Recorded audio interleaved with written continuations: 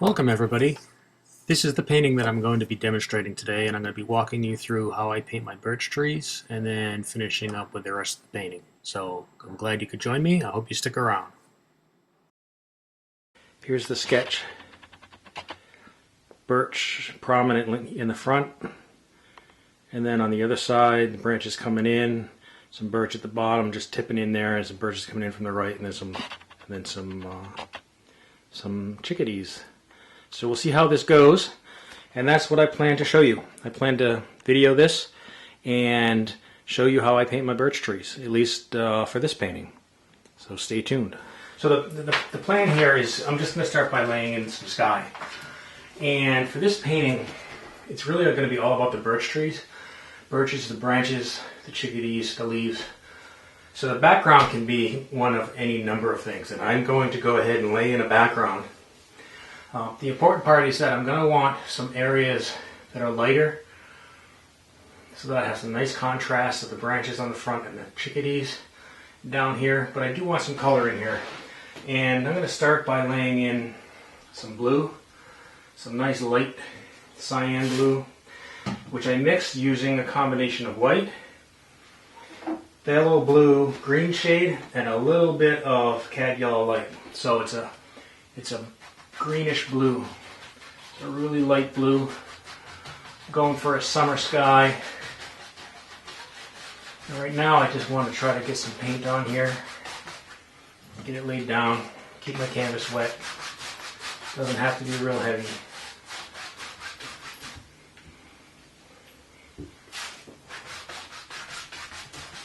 I want that nice airy feel. It's not going to be a background per se in that there's not going to be hills or something in the distance.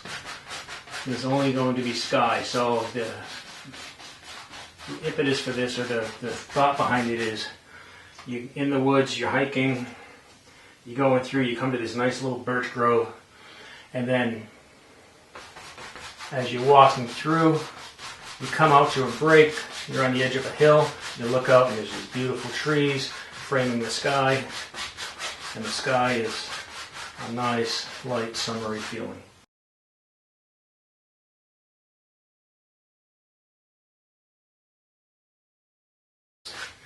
Now I'm going to go into my white, and I'm going to add, I want my white to be not pure white, never use pure white. I want a little bit of warmth in there, so I'm going to add just a touch of yellow ochre.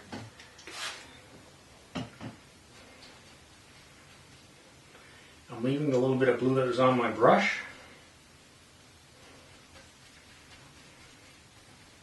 And I'm getting a sort of a hazy grayish white. And I'm going to want my clouds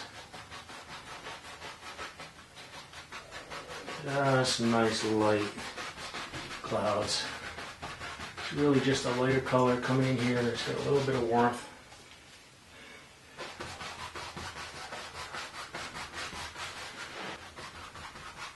There we go, that's what I'm looking for. Just like that, just some hazy clouds. And then down here, same thing. I want these to create a little bit of an interesting shape, so it's just not a flat background. A little bit of interest there. Again, what I'm doing is I'm looking at my reference drawing, and I'm figuring out where some of my key elements are going to be. And what I want to do is I want to have maximum contrast in that area. Touch that blue. And since I'm going to have some birds sitting in here, I'm going to bring this cloud up a little bit like this. Bring that down. Varying my stroke here, just making a nice wispy cloud. Nice wispy sky. Bring this up here, get a little interest up here.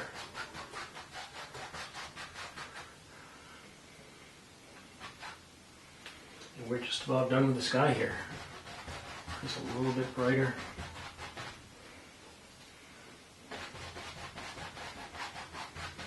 That's going to be an important area here.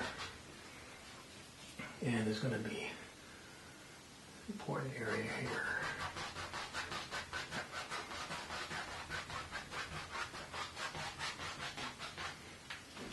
So what I've got, sorry about the light coming off of there.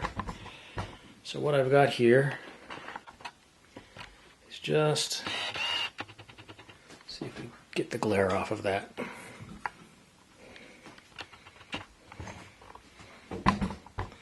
Just a nice soft sky. That's going to give me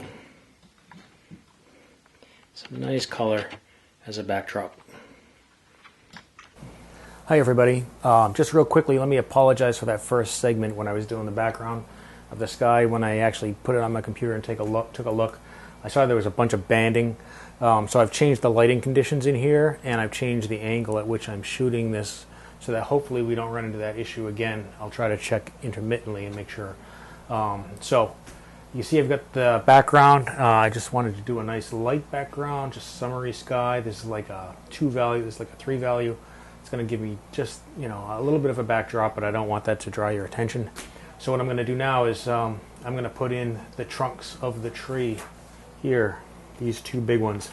That's where I'm going to start, and that's what most of this first video is going to be about, getting those birch trees and their trunks in and sharing that with you, my process for that, and hopefully it all goes well. And I'm going to work and talk through while I'm working, because I'm not the fastest painter in the world and I don't want to take up tons of time.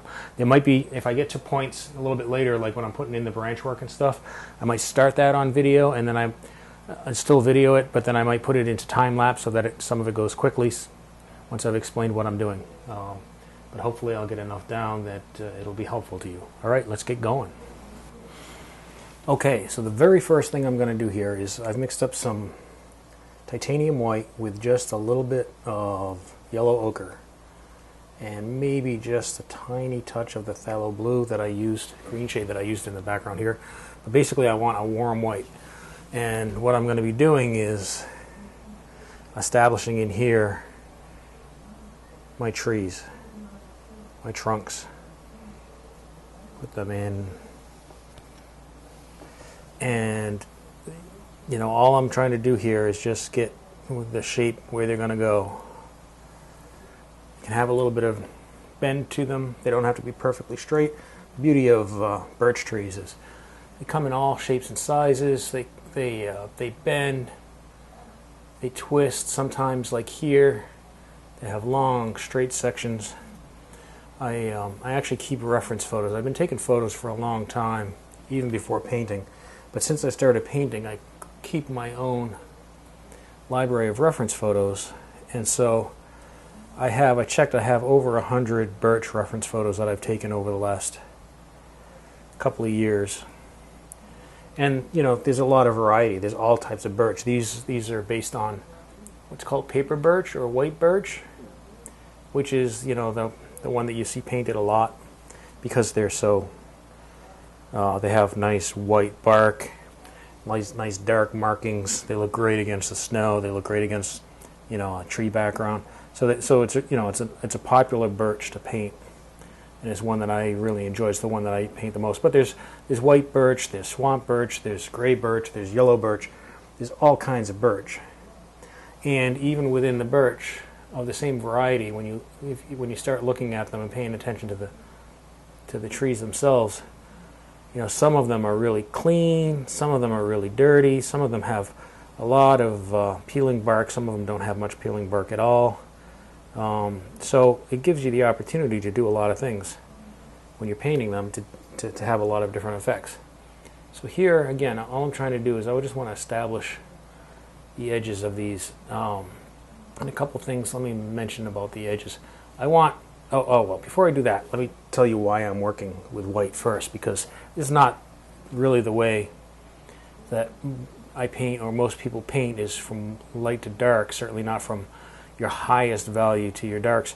I do this, I paint from light to dark, from my almost whites to my shadow color on my birches, only because I just love the luminous quality of that white birch and that white bark. And so instead of trying to layer a bright, almost white, luminous color over the top of some darker colors, I start with a lighter color and get that luminosity, and then I can put my darks over the top, my shadow colors over the top, and I find that works well. It's a little bit easier for me, I think, to get that sort of bright color that I'm looking for.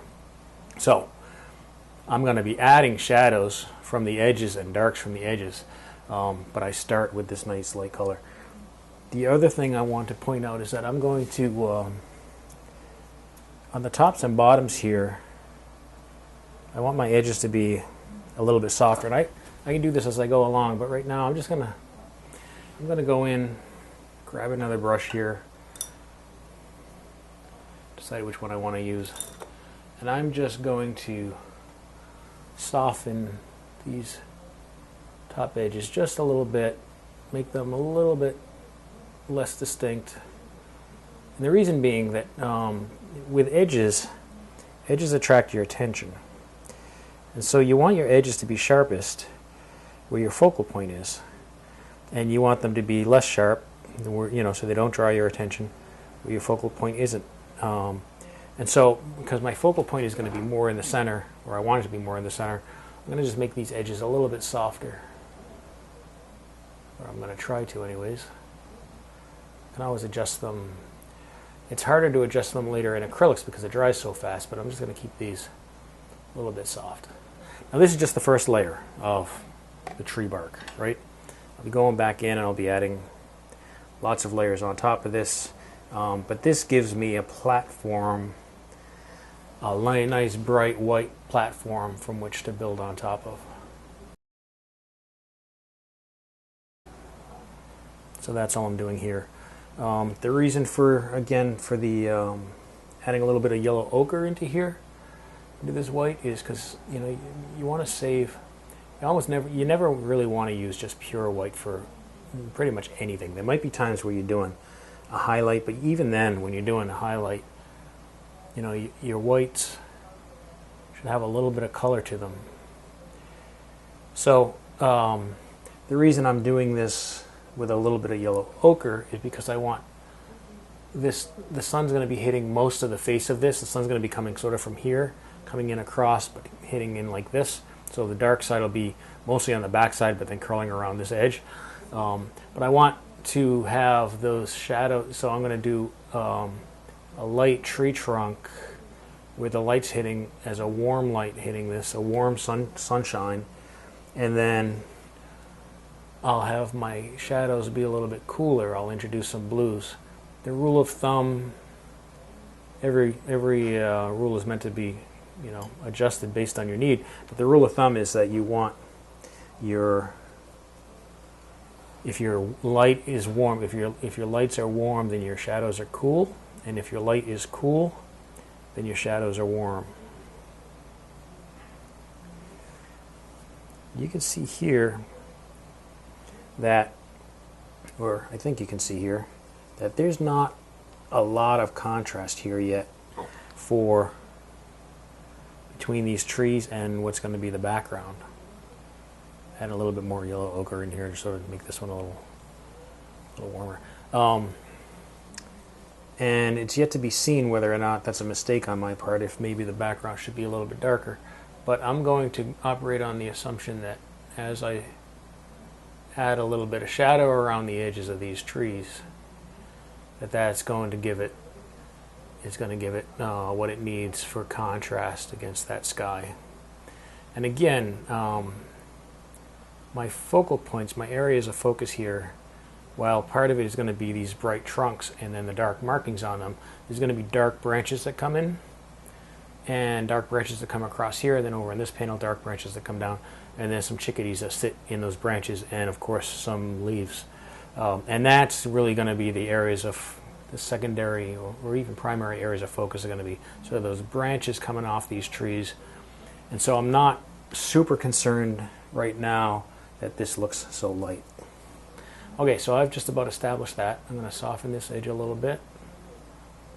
And by what I'm doing is I'm just sort of dragging over the edge a little bit with a little bit of a dry brush, so that, I mean, it's not dry, but it's not super loaded. so that that edge is a little bit broken up there. I don't want it to be too crisp. And again, we'll be putting in shadows in here. So the real important part of making these look like trees is the next step. What I'm going to do is I'm going to paint this one first, because this one's going to overlap in front. So what I want to do is establish this one further down, so that when I paint this edge over the top of this one, it'll look like it's standing up in front of that, on top of that. And I will give this a couple of minutes to set up. You're going to see that I'm going to go over all of this, but I'm going to let this start to dry a little bit, and then we're going to start in. I'm going to zoom in and start in on this one, establishing the roundness of this tree. Okay, so the next step on this, I should probably explain. I'm going to be using, it's like a 1-inch flat. It's kind of, I don't know, number 10 maybe. There's nothing left on here. You can see that it's pretty much gone. But there's, I'm going to be using this brush, and what I'm going to be doing is I'm going to be going back over, and I'm going to be establishing the texture, the rounded shape of the texture, just by virtue of going over the white bark in the direction that the bark would sort of curve and turn. And then I'm going to be using a very loose mixture of my shadow color, which I'll explain in a minute, and doing a little bead down here, and I'm going to be dragging it across, and you'll see how that starts to create that look of the tree bark. So I'm going to mix up a little bit more of my white here, a little bit of my yellow ochre, and it's got a touch of, it's a little bit wet, a little bit of water in there. Like I said, I'm just going to go like this, and I'm establishing.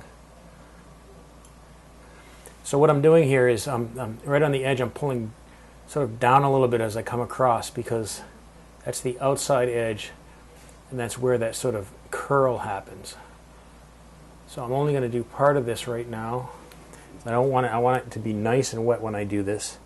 And then for my dark color, what I'm using is I use Payne's Gray as the base for my dark typically. So I've got some Payne's Gray here, and I put in just a tiny touch of the phthalo blue-green shade that I used in my sky color, because I want to pick a little bit of that tint up, and just a little bit of the yellow ochre just to knock it back a little bit and make it not too bright. So while this is still wet, you'll see I'm just putting some of this down along this edge. Then I'm going right back in here with this brush, and I'm pulling that across. And because it's put on with a little bit of variability, and because some of these bristles are pulling the paint a little bit better than others, you can see that I'm getting some variation here, which is what happens in the bark, especially around the side that usually on the back side or on one side of the birch. It's a lot dirtier, but certainly on the shadow side, and then on the dirty side of the bark, there's these streaks of color. Often they're dark. Sometimes it's gray. I'm using it a little bit blue here to establish some shadow. But that grows into those striations in the bark. So sometimes I'll skip a spot. I'll put a little bit more in, put a little bit heavier, and then again I'm going to wipe this brush so it's fairly dry, and I'm going to go in here, and I'm just going to pull that across. This is only the first step. I'll be going over this a few times, but see, I like this here. This is getting a nice feel to it. And we're going to be doing the same thing from the other side at some point too. In fact, why don't I go ahead and start to do that.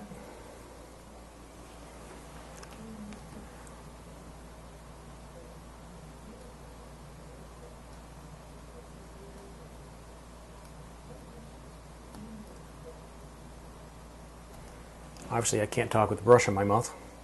I'm going to add a little, actually a fair amount more of the yellow ochre to this Payne's Gray, and a little bit of phthalo blue, only because I want this side, I'm going to make this side a little less dark. So A little bit grayer. I skipped a couple places. Now I'm going to do the same procedure. I've wiped my brush. Shape's a little odd so that I get variation. You can even spread it out.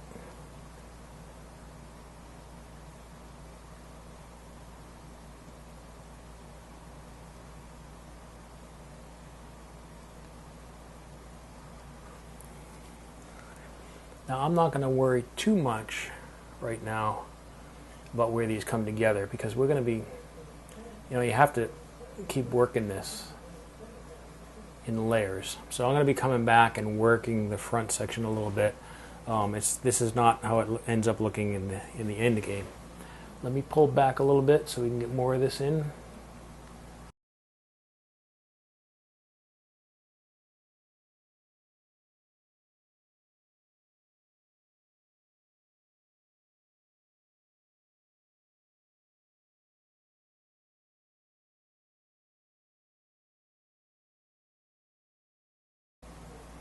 So that's good.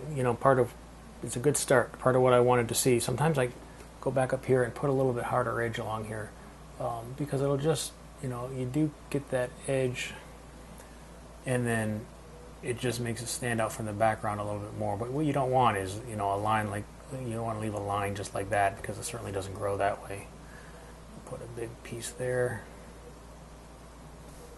You see, it's because this isn't so wet. What can be difficult is just establishing a motion that you're consistent with, to establish your bark. You don't want to be looping down low like this and then straight across and then straight across and down low. What I'm doing here is I'm trying to establish basically the roundness of this tree at this point. All right, I'm probably going to go the rest of the way down here, and I'll probably throw that into time lapse. So I'm going to turn off the microphone and just continue on from here.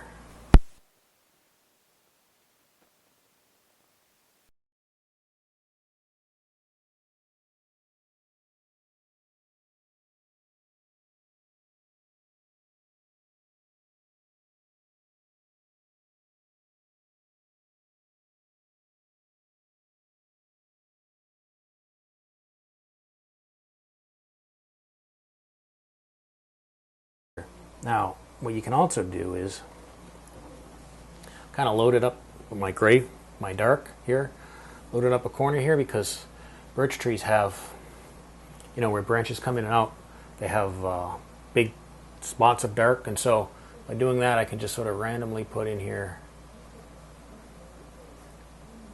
and of course I didn't get it too well, put in some spots that just have more of that dark coming in. And I got too much on one side of that brush, so I'll wipe that off, go back into my light, and I'll see if I can't get it on the right side of the brush.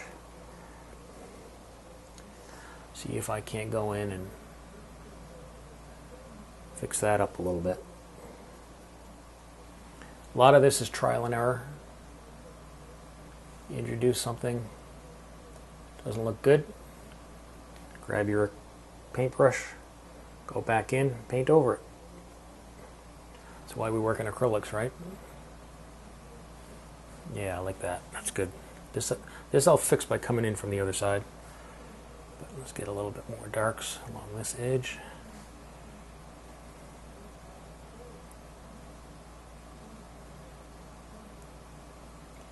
This is starting to dry, but still loose enough that I can work it. Again, down here I might stay away from doing too much detail, because again I want the eye to be attracted. See how it's right now, even it's attracted to these contrast areas. That's sort of what you want to achieve. Actually, I'm going to switch brushes. This is one of those things where, it's great to just use one brush and learn to use one brush for a lot of things, but sometimes it makes life a lot easier if you can go in with the right size brush and just sort of make some adjustments. That's what I'm doing here. I'm going to leave that because I might end up making this look like peeled bark, and I might end up taking it out, but we'll see. That's not bad.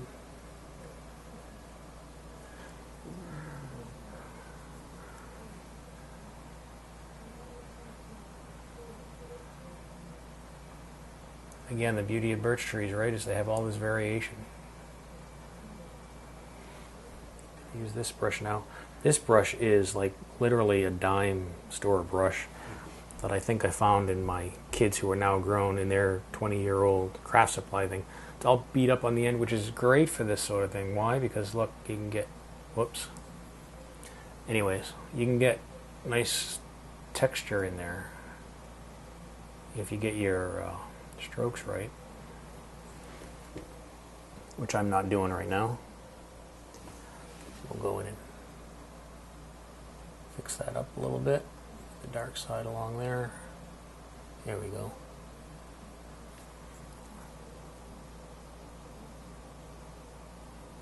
It can be tricky. So my brush is starting to drag. I can feel this sort of drying. And it can be tricky in that. So one of the challenges is that I'll still be going back in here and I'll be touching this up and touching up just the trunk, and then I'll be going in also, I might do that now, add some of the really dark areas that come around the branches. Again, if you think of a birch tree, when they have branches that come out and branches that have come out and have broken off and they have those little eyeball things, that's some of the detail that will be getting added to here.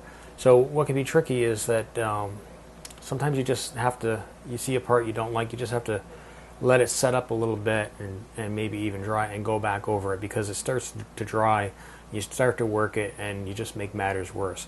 So sometimes you just got to sort of pull back and let it sort of set up a little bit, and that's okay. You can go, you know, oftentimes what I'll do is I'll go work on another part of the painting. So usually I take a step back and sit back, let it dry, and then reevaluate.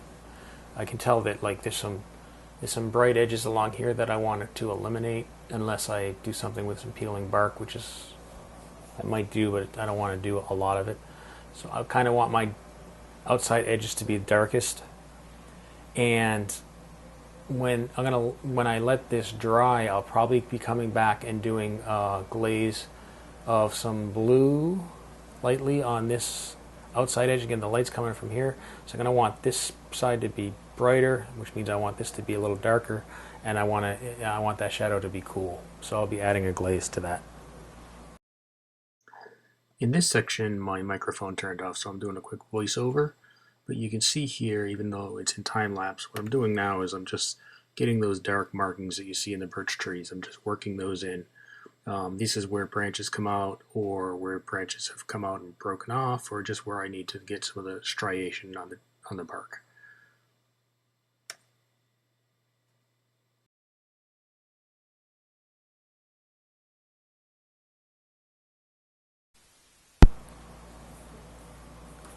Okay, so I can tell you right now that I don't really like parts of what I just did. So I'm going to clean off my 1-inch brush. Going to mix up some more of this white, a little bit of yellow ochre, a little too much yellow ochre there, just a tiny touch.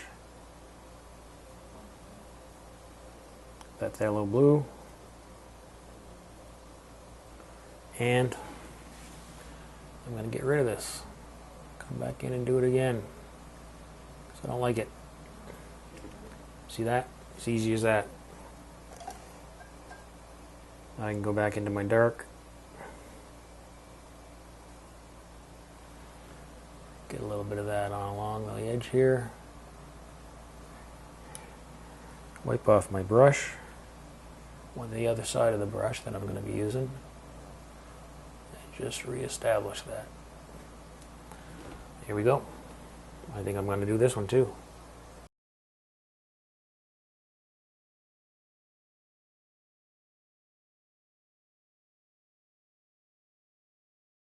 Again, it takes a really light touch, but this is not a bad time to go in and just, you know, some of these places it just looks like there's not much paint there, so you go in and just establish that there's sort of like this one place where the light starts bending around that trunk. so it's a little bit lighter along the front here, just like that.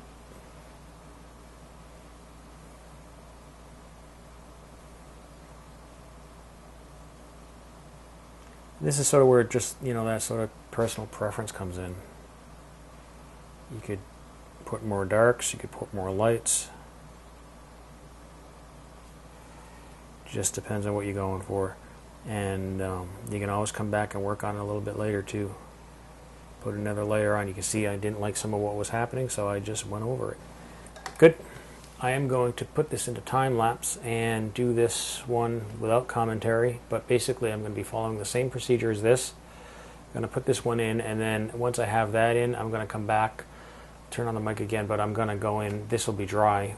I'll probably let that dry, and I'll be putting in a little bit of a glaze on this side, both to add a little bit of warmer blue. It'll still be a cool blue, and I might even glaze this outside edge a little bit to put a little bit of a lighter sort of a greenish tint just on that, this where it wraps around, but we'll see.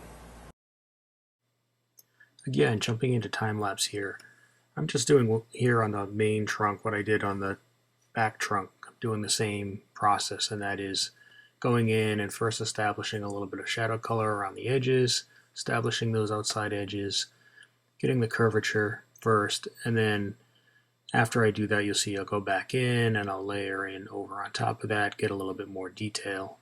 But it's the same process that we just went through. Artistic license, you can add, you know, more or less detail. You could make this a little bit more impressionistic if you felt like it. This is just the process that I've been using. And again, it's important to note that you don't try to get it all right the first time in the first layer. You do this in layers. So here I'm just sort of rounding out the trunk, and then I'll be going back in and getting some of that detail.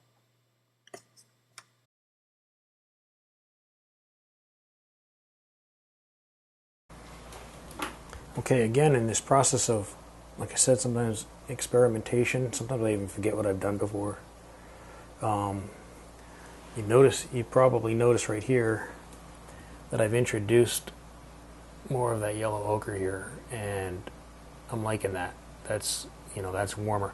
I don't mind this one back here being a little bit cooler. Cooler objects recede, warmer objects come to the front, so having a little bit of what looks like that warmer color, that sunlight coming off, bouncing off that bark. A lot of times these trees have a lot of that sort of a sienna sort of color to it anyways, especially in the branches. So I'm going to introduce a little bit more of that up here on this tree. Probably introduce a little bit on the back one, but not as much, again, because I want this one tree, this larger one, to stand out in front of the other one. Therefore, by making it warmer, it will do that. It will help it to do that. And I'm getting a little heavy-handed here. So we'll go back here. I need to finish the bottom of this as well.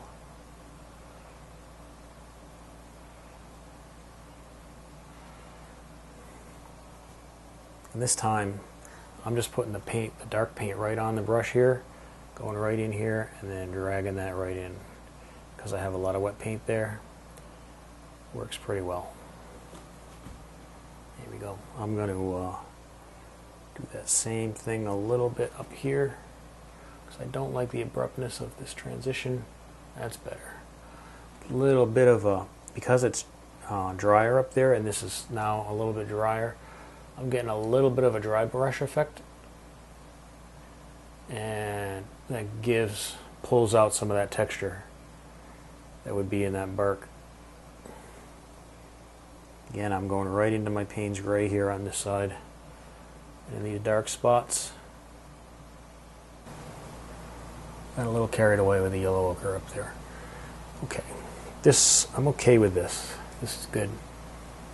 I'm liking it. So I'm going to go in and make a really light, so a fair amount of water on my brush.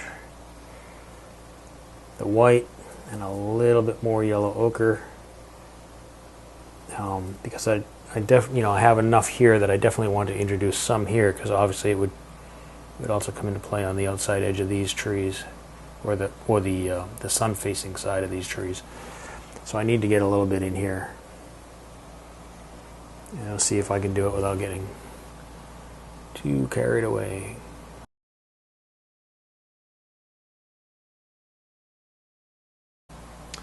And that's where your artistic license comes in a little bit. I mean, are these exactly the colors that you see on a birch tree? Who knows? But they provide some variety, and I'm finding it looking pretty good. Again, I'll probably on the back side introduce a glaze of blue once this is dry, a little bit of greenish blue, and put some shadows in here. And then I'm gonna have to, then I'll start putting some detail in here, and then it'll be on to the branches.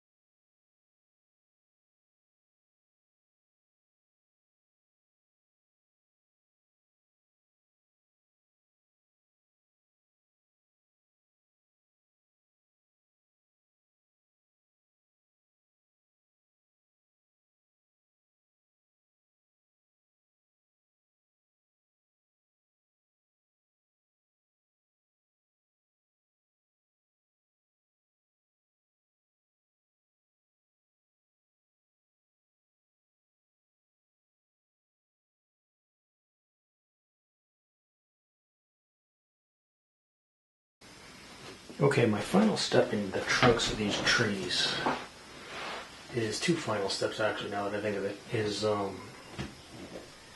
like to add, sorry I'm cleaning my brush.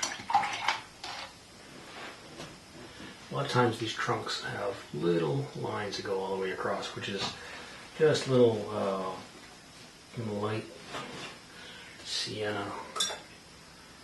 Actually, I'm going to use yellow ochre and a little bit of burnt sienna. Little tiny striations that show up in the bark.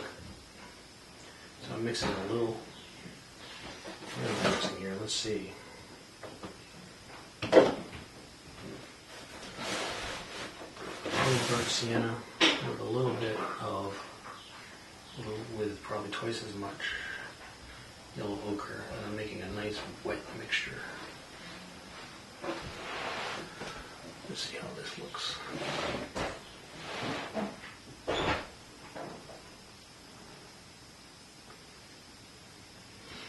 Yeah, I need to use a little less paint on here, so I'm going to wipe some off.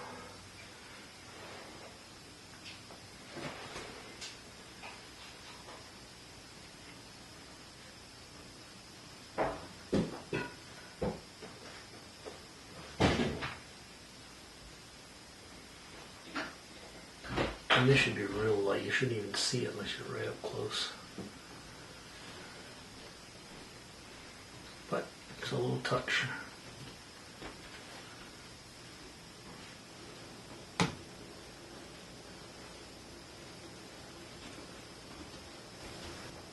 The last thing I'm going to do a little bit of a blue wash, a glaze if you will, sorry, not a wash, over the outside edge on that most shadowed side.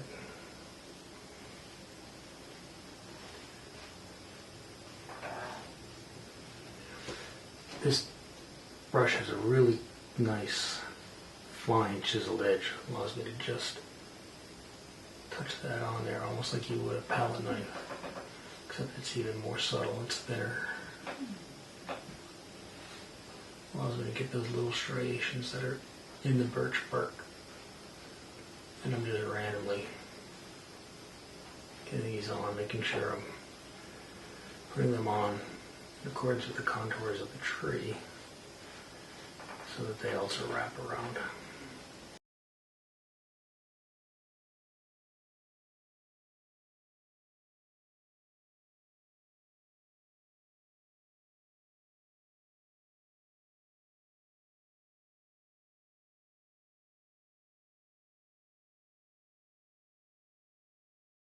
So that's essentially it for part one.